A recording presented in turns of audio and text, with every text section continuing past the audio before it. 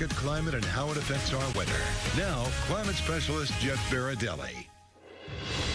In today's Climate Classroom, sales of electric vehicles are accelerating rapidly in the U.S., making up 5.8% of the new car market in 2022, nearly doubling from 2021. But as EVs get more popular, so does misinformation about their impact on climate change. So for today's classroom, we examined a common misconception.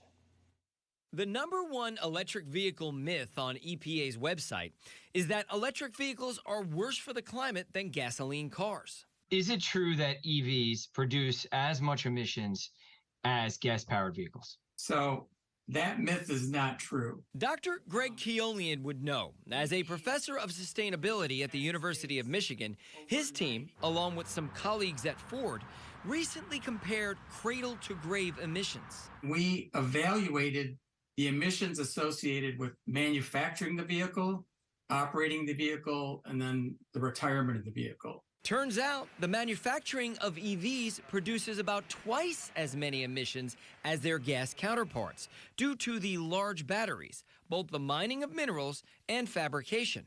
But that's where the advantage ends. For sedans, SUVs, and pickups had approximately 57% lower life cycle emissions with the EVs compared to the gas-powered vehicles across the country on average. For electric pickups, that's the emissions equivalent of not burning 6,000 gallons of gas over the lifetime of the truck. But it depends on the carbon intensity of the electric grid where you plug your car in. Along the east and west coast, the emission savings from EVs is larger.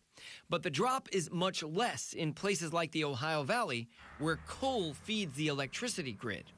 But the bigger factor is vehicle efficiency. The electric vehicles are much more efficient. The electric motor is very efficient in converting the electricity to drive the wheels. In gas-powered cars, only about 25% of the energy from gas goes to power the car.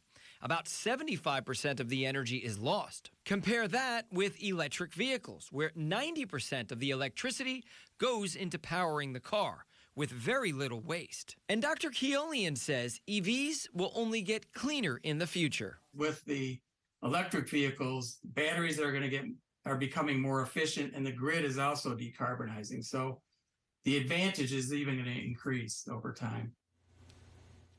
The electric vehicle market is exploding. There are now 60 EV models on the market in the U.S., and by next year, that's expected to more than double.